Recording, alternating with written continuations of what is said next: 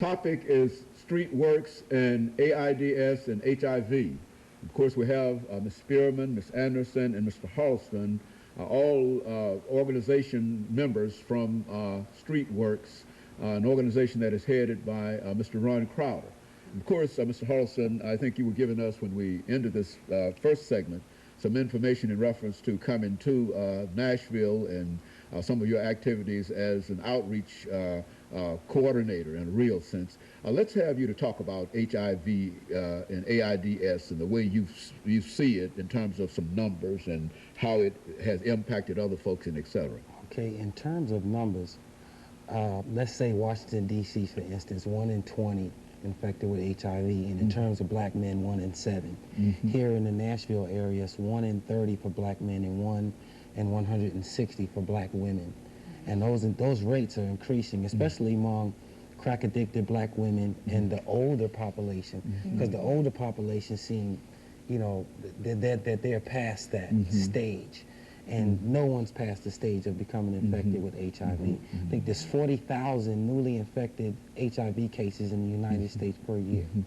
So at that rate. And so in a real sense, what we're dealing with, Mr. Harleston, is a real epidemic. Yes. That people somehow, we hear people talking about HIV, AIDS every now and then, and while we're simply casually discussing it, the numbers are increasing. Is that a correct assessment? Yes, that is a correct assessment. It is increasing.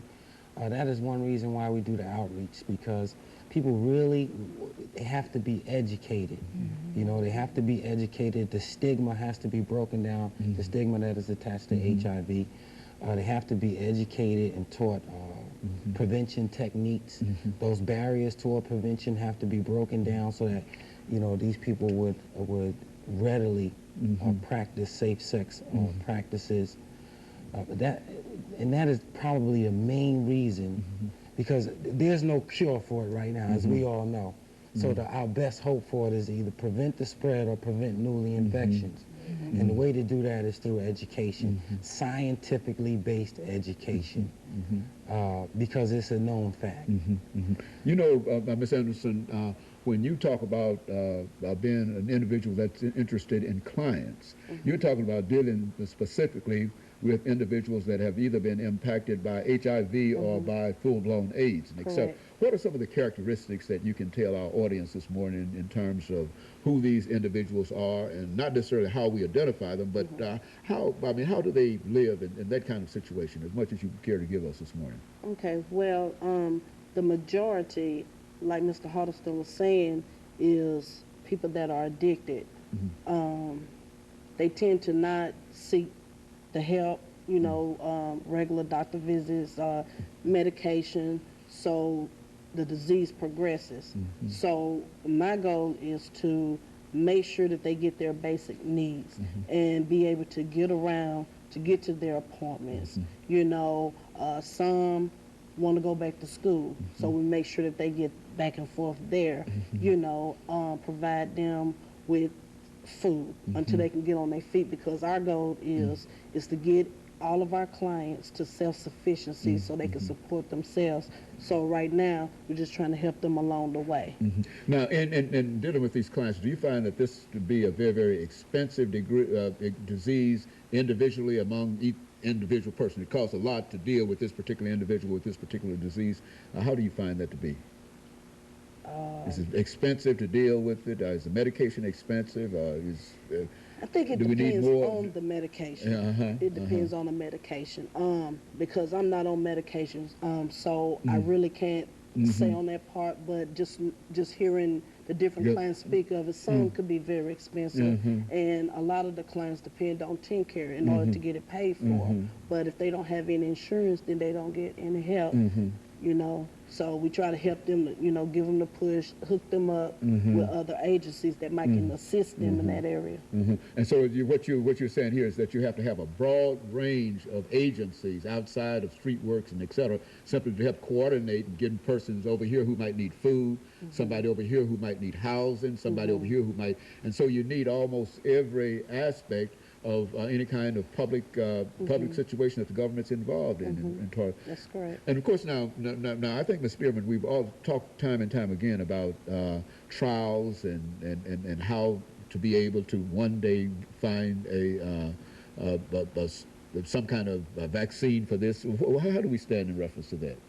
Well, at this point, we're still in a process now where we're still having clinical trials trying to determine different vaccines that's able to either slow this virus down or to keep it from progressing within the body. At this point, it's like I said before, it's in process, but there is all types of information available to educate the public about vaccines that are available to help the situation regarding this disease. What are you finding in reference to the individuals that you reach out for? Do they have any real problems in housing or any problems in definitely. Food and problems, Definitely. you know, the kind of social problems that people need to live in spite of the disease? And speak to like quite a few of them are not only HIV infected, but there are many of them that have other personal issues, mental health issues, addiction issues, alcoholism issues, and those issues also have to be addressed too. Housing in particular, because if a person does not have stable housing, it's very hard for them to have a central place to operate from. You know, feel secure. You have to have like a stable base of operations before you can go to the doctor regularly and do all the necessary things you need to do for yourself. Some of them do have difficulty with getting their medications. Let's say you take an individual whose confidentiality has been broken at his job, and people over there are stigmatized about HIV, and he loses his job. Now it's a real big issue. So, and if he's living from paycheck to paycheck or even month to month, you know, next month, he very well may not have a place to stay. So here at Streetworks, we assist them in housing, food, transportation. We do HIV. We do just whatever it takes.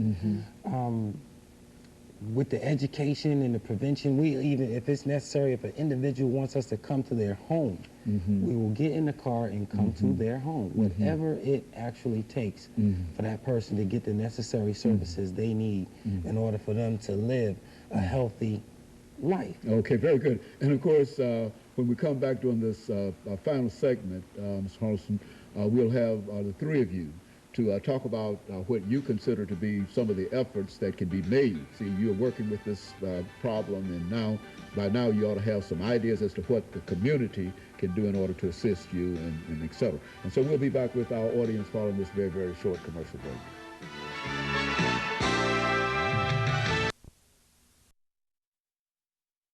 Talking to Mr. Harleston